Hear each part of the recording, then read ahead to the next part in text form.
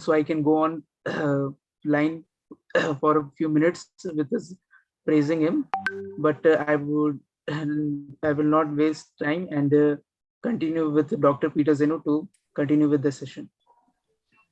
Well, hi, it's great to be here. I really appreciate it. We're having some really strange weather here in Pittsburgh right now. It's super foggy, really weird. It's a little after 8 in the morning. But yeah, it's great here. So let me go ahead and share my slides, and that way you can all see what I've been working on. So would be that one.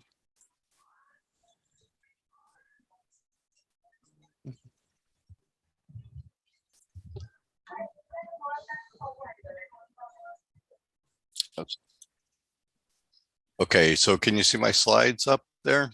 Yes, sir.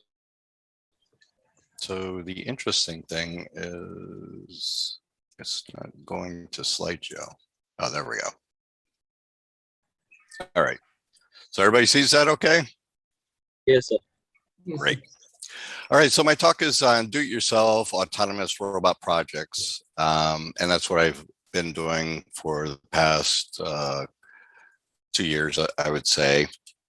So my educational background, I have a few degrees, mostly electrical engineering, computer engineering.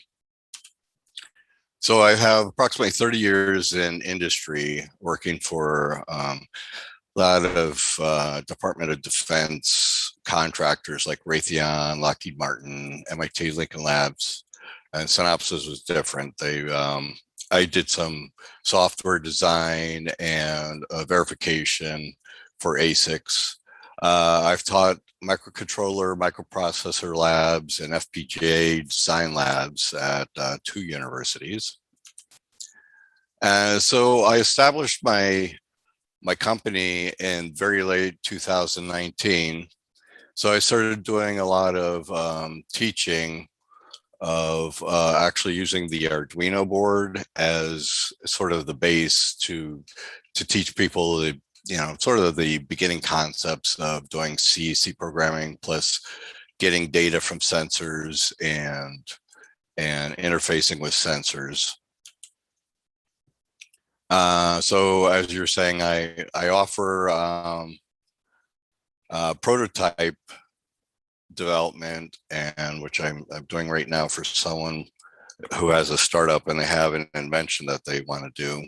And also I'm putting together some classes on drones and ground vehicles, autonomous ground vehicles. So the beginning origins of my interest in autonomous mobile robots was when I did my Ph.D. So I was creating a SLAM, which is a simultaneous localization and mapping algorithm based on the specialized spatial awareness cells of a rodent, but they're similar in humans and insects and many animals.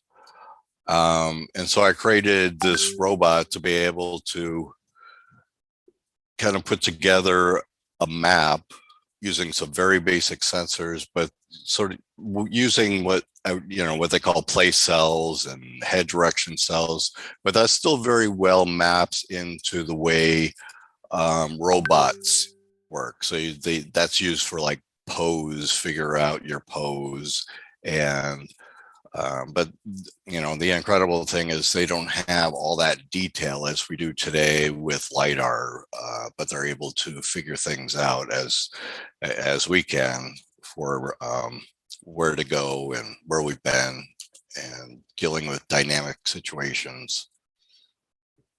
And also, so it was early mid 2020, at the beginning of the pandemic, that I learned about the DARPA Subt challenge, and I wanted to see if I could put a robot together. But unfortunately, it was canceled later that year. At least the systems, they did the virtual, but that's where I started to learn, ROS. And so the interesting about this challenge was the underground environment. So it was GPS denied. And so most of the mapping was done with LiDAR, not too much visual, although visual was used to help identify what they call artifacts, which would be like a dummy that looks like a person that has a thermal image and fire extinguisher, cell phone which gave off Bluetooth and Wi-Fi data and things like that. So I did work with the guys at Carnegie Mellon University for a while, the Team Explorer with their robots, but they pretty much already had them developed from a couple of years back. They had placed pretty high. But the diverse environments was interesting because typically when you make a robot, you make it so it works with a single environment. You want it to be able to do its best in a single environment, say farming or something like that. But yeah, so you can go from caves to an urban environment, which is very much more structured, to tunnels. So that was pretty interesting. And this is one of their robots, CMU's robots, and its air vehicle. I guess that was a student designed UAV. You can see the LiDAR on top. So 3D LiDAR, very expensive. That's a spot. So I started with this Tankbot. So I bought the chassis, and I have a couple batteries at the bottom. I put together a light, LED light, and so I had a webcam on there and 2D LiDAR and Raspberry Pi. Also, I have a Mega board, so it's Arduino Mega. So I was actually doing ROS serial. It was communicating between the Raspberry Pi and putting up a ROS node in serial, and the Raspberry Pi was doing the rest. But I had this initial interaction with the Arduino because I already had, from my Rapbot, I had all of this IMU interface, and I could also control the relays for the lights, and I can also get odometry information. So I already had all that code, and to take the time to convert it over would be rather time consuming. So that's why I went with the ROS serial. And then the my latest is this drone, this quadcopter. So this actually has a Raspberry Pi for the companion computer. So it can do autonomous flying. I actually have a camera coming, hopefully this week. They said the 14th, but it's already been sent from Florida. So that is the, well, I have more detail on that. I'll get into that later. So this is just the mapping, showing you the 2D mapping of the Tankbot in action when I was living in Idaho. So I was actually doing the control here of the Tankbot. I also then changed the code so that I could grab data when it was at certain angles. The LiDAR was at certain angles, so that it would check to see if it was going to collide into something. So it was actually autonomous. It would actually steer its way around. But here you can see it's generating a 2D map, and that's the vector of its pose. And so that was actually not too bad for the cost. 2D LiDAR is, I mean, you can get one for about $100. So the next thing I'd like to do is actually to put a better SLAM algorithm, because this one is just collecting data, but it's not able to actually use that data the way it is, because it's, I think so that's the Hector slam. It's not actually using pose information. So you need the combination to be able, well, depending on the slam algorithm, but most of them use the pose information besides the mapping. So I'll stop that there.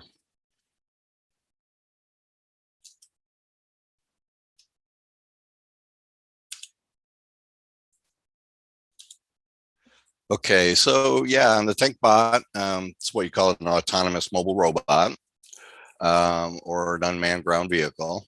I had the Mega Raspberry Pi 4B, 2D LiDAR, the IMU, the camera. As you can see in the video, I had the camera going also. So I had all of that being sent over via Wi-Fi connection, so I could see it on my remote station. And so then I had the Ubuntu and ROS using C++, ROS serial, Python, which was being used on the Raspberry Pi and the Hector Slam.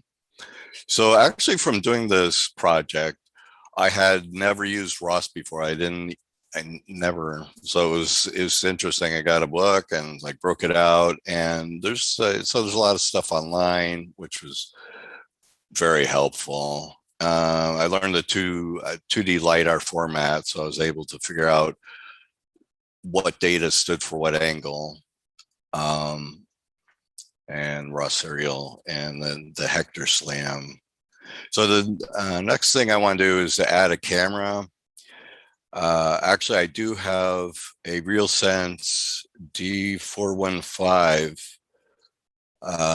The only thing is I'm having a bit of a problem with, I think it might just be the processing power. And from what I understand, a lot of people,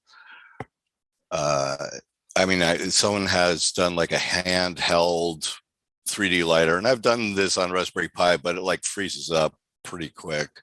So I may need to get something like an Intel NUC, which would be big money, at least for me, for just this. So I'm not sure yet on what I'll do. So the quadcopter. So this was definitely the largest learning curve project thus far, because I had never worked with a quadcopter other than the Holy Stone that I bought, and it's like, it has a camera, and it's just one of those, you pull it out and start working with it, and it's fun. It's a fun thing. But there's no modes. It's just pretty much just one mode. So then I went up to the Ubuntu 20.04 on the Raspberry Pi. I got an 8 gig main memory on that, and it actually it was kind of hard at first. I mean, a lot of things are easy at different versions of Ubuntu, and it's like some things break the next thing, and it's like, oh, suddenly you can't use the Wi-Fi from one version to another. I mean, even last night I was playing with the Jetson TX1, and it had Ubuntu 14.01, and so I upgraded it a bit, and unfortunately I broke it because it no longer boots. So you have to, and I guess it was made before some of the later versions, 18.04 or so. So that's kind of a thing you have to think about. But I have that lined up in here to talk about. So this is the main system of the quadcopter. So learning about the Pixhawk. So that's your flight controller unit. So there's various modes you can put it in.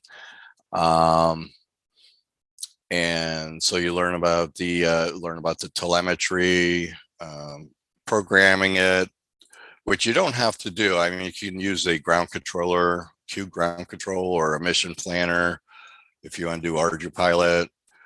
But I was using PX4. So I was using QGround Control. And you can actually, what I did was set waypoints. I think I have it here. Oh, this is it flying. So I had put that into a mission mode. So I thought I had a slide here on that. But anyway, so the required parts for the drone was the Raspberry Pi 4. I actually put an 8 gigabyte and the ESCs so that they are able to talk to the motors and get the right voltage out, RC controller, props. So another thing was learning what props, which one of the motors go counterclockwise. They have to balance them out so it doesn't spin and it stays up. And also, how the blades are facing. They're different on, obviously the way they're spinning. So, all that I was trying to take off, but I was actually trying to drill it into the ground. So that wasn't a good thing.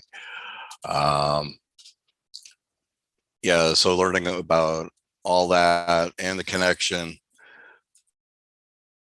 So I have it out here in the field. So the biggest problem I've had is with the GPS not working, and I'm starting to wonder about the communication interface with the Pixhawk. If that's, the one telemetry interface works fine, but I had a problem with connecting the Raspberry Pi to one of the telemetry ports. It wasn't talking until I put it into the USB. And so I have a connector coming today that I'm going to just test out and try to feed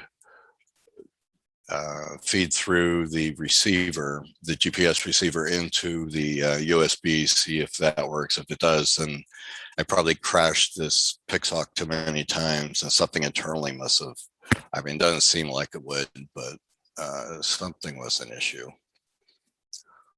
So the PX4 consists mainly of 2 levels. I learned this about it.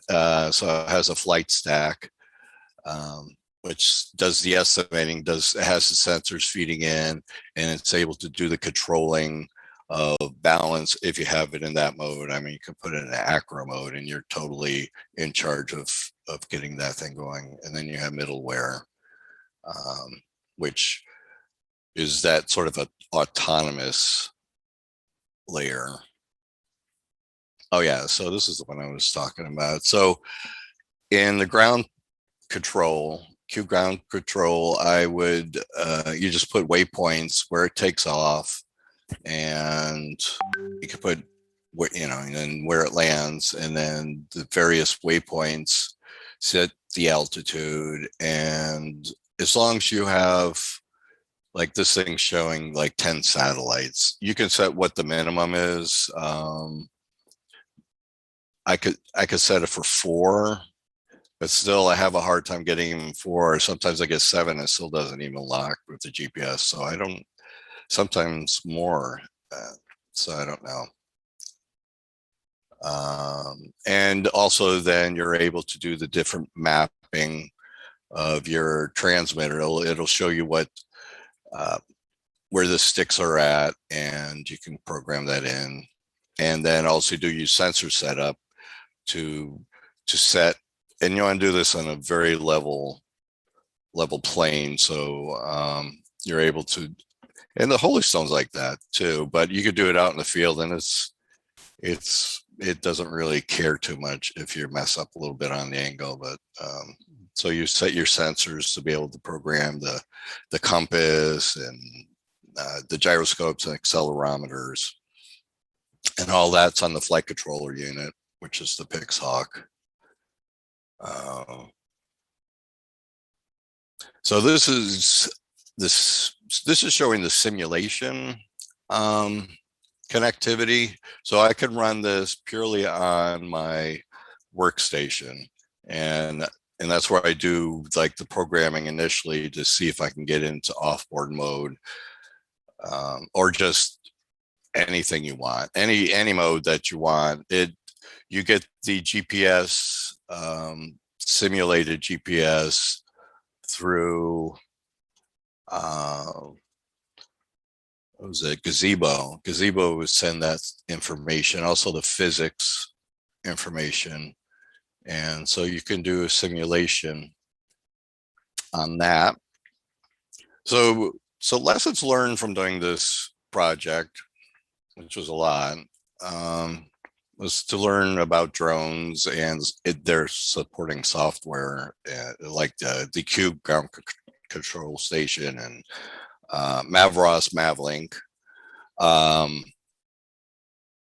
You can also go with ArduPilot. There seems to be a lot more information on ArduPilot and Mission Planner than there is on the PX4. I mean, there is information on Pixhawk and the QGround station, but it's not quite as clear as it is. There's a lot more videos and stuff you can get with the other two. So yeah, so as soon as I get a GPS signal, or I put this RealSense in, which will be next.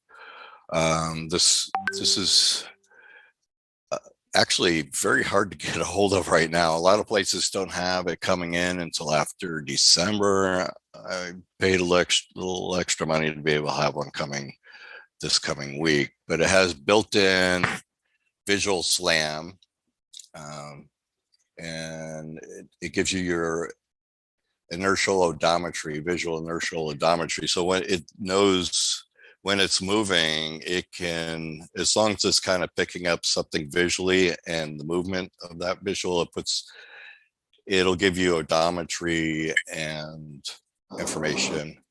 So it's very interesting. It's also very ROS friendly already. So it'll be interesting to see how that works and how that develops. So kind of the gotchas of the do it yourself is you have to, especially when it comes to anything that's a little bit complicated and you need an operating system like a Linux operating system. You have to see what plays together and what doesn't play together. Because you suddenly break things from one version to another, like I was saying before, and you can really go down a rabbit's hole at times, Googling and trying to find out. It's like, well, everybody has the same question, but there's no answer for this, evidently. At least that's what I find with the GPS. They're like, oh, I forgot to bring it outside. Well, I didn't forget to bring mine outside. It just, it can pick up many satellites. It just doesn't seem to lock. Even though it says that the DBM, can be minus 167. And if I put uCenter to software and I connect up the GPS here, I can see many satellites from inside. So it's interesting to see, is this something, it almost seems like there's something wrong in the Pixhawk and being able to, its ability to either communicate or sense. And yeah, so you have to really research, on your power requirements, so you get the right size battery, not too big, not too small. You have enough thrust for your payload. The total cost, you'll want to make sure you don't go over budget. Get a good idea in the beginning as to, how much it's going to cost you. So how are we doing on time? So that's pretty much it. If anyone has questions.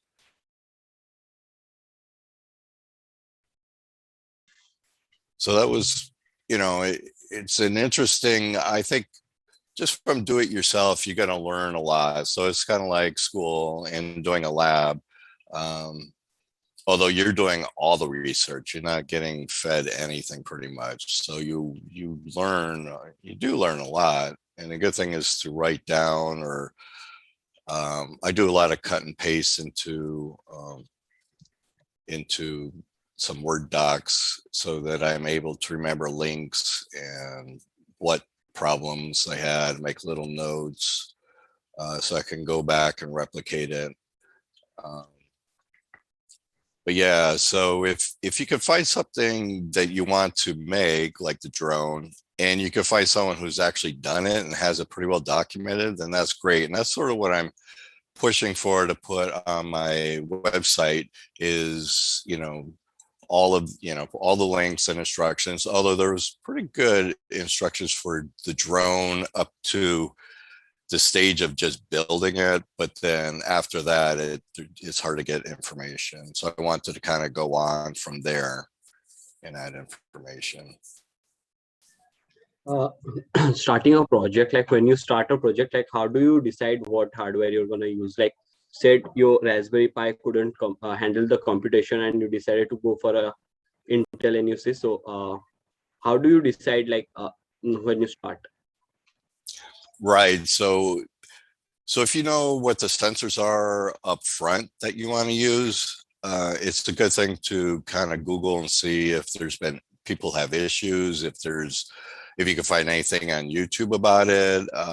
It's good to get some sort of feedback researching that at first, because if it's saying, oh, I have a problem with this, oh, that's a real issue because the Raspberry Pi 4 is still pretty new, which there are a lot of issues because of that. You have to really, if you really want to make sure things go pretty smoothly, you should do a lot of research ahead. Just, it's kind of like a system design. You got to figure out, well, what sort of operating, you could say, oh, well, I want a Linux. It's like, you could start with something at least that descriptive, and then figure out what version might work or not work. I found that there was issues with the ARM processor of the Raspberry Pi with the newer versions of Ubuntu. They're better on the AMD 64, but I've got them to work. So yeah, I have 20.04 working on the Raspberry Pi. But yeah, you definitely have to do research. I have one more question from chat section. So how do you start a project? Like what do you think before starting a project? It's applications or just for the fun of it? Right. Well, that's a good question. That's a really good question. I think about the application. What do I want to do? Like the DARPA Subt challenge. I already had read through the requirements of what they were looking for and what it takes for it to pass. So that's a much more complicated system. But like when I was doing my RapBot, that just kind of grew. So I didn't know at first. All I had experience with was like the Arduino, and I knew that I was able to do an IMU from the past. So sometimes it grows, so you have to kind of change things out. But the more you know up front, the better planning you can do. And so that's kind of a systems engineering thing you'll find in any place you go to work. You're going to have to kind of plan out the system as best as you can. You're going to keep coming back to it and changing it as you run into issues, or maybe want to add something, or this sensor's not good enough, you find out, and you want to go with something else. And then it can get tricky unless you have a lot of money and you just, keep buying new processors and parts or things. But yeah.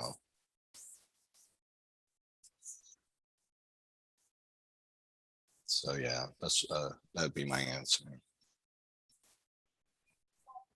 Is there anyone else who has a question to ask Dr. Zeno?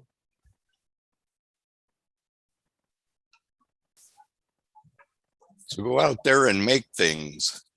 It's a great way to learn. The only thing is that, it can be very expensive, of course, but I always try, I kind of research, okay, well, this platform is less expensive than, say, that platform. You might get a drone that base platform that's like super huge and, it's like $1,000, or I found the one on here that was like $200, $300. So yeah.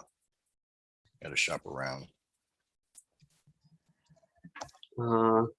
Okay, so I think we have questions left. So yeah, it has been a pleasure like to have with you also. So like the talk about like building your own robots from scratch, and going around discovering stuff and finding new applications about. Yeah, so it has been a great session for us. For as a token of appreciation, we have a little something for you. Oh, thank you. Surya, please allow me to share the screen. I have. Okay, let me share screen. Oh, okay. So yeah, that's Oh, wow. That's That's good. Yeah, thank you, sir. We'll mail this to you by. Oh, wow. Hello. Thank you. Someone did a great job. I actually look pretty good there. Love it. Sir, I have a question. Sure. Sir, I want to know how you are getting idea about the altitude and the rotation of the drone as you are not using any sensor, I guess. How am I getting it now? The rotation and the tilts at that altitude. LD2? Are you talking about the drone? Yes. Yeah, I'm sorry, I don't.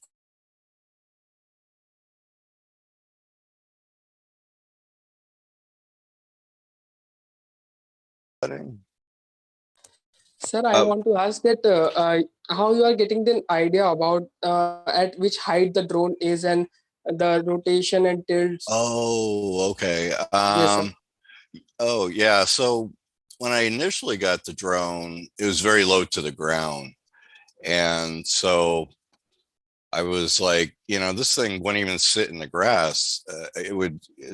The blades would start chopping up the grass. So I actually did a search on Google, and I found that there was, I can purchase plastic legs that weren't, I don't know, it was like $10 or $15 or something like that. I think I got it on eBay actually.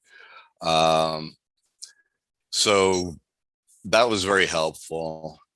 And that lifted it up very nicely. I've also, you can see it.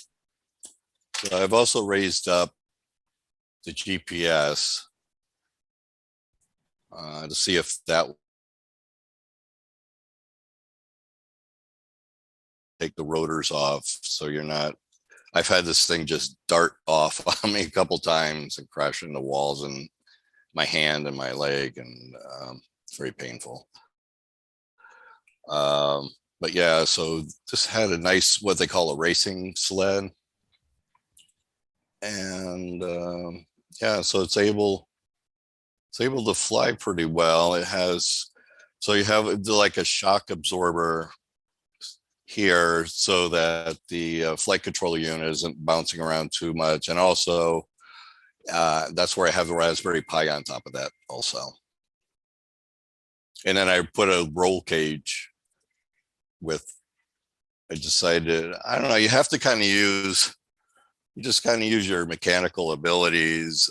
Sometimes you might see something and think, oh, that's a good idea, I should do that. Or you might think about, oh, well, I should probably, this thing has flown upside down a couple times and landed upside down, so maybe I should, put a cage on it or something. So it actually would be nice to put rotor guards on this thing too, but I have to work the GPS problem first, or get the camera working, the visual IO working. Yep. I guess that answers Aman's question. So yeah, Dr. Yes, sir. Thank you, sir. You're welcome. Yeah, so Dr. Zeno, I guess we have no more questions. It has been really great, our pleasure, and for the inquisitive talk. We're really thankful to you. No, I thank you guys. You did a great job. Sorry I was a bit late. You know, converting the time was a little difficult. Shouldn't have been, but it was. It's that half-hour thing. It's like not perfectly 10 hours. It's like, you know, but anyway. All right. Well, I appreciate it. It's been great. And hopefully somebody's learned something from me. And you can always email me at ZenoRobotics.com or ZenoRobotics@gmail.com. And if you have any questions. Thank you, sir. All right. Well, thank you. Have a Bye, good rest of your day.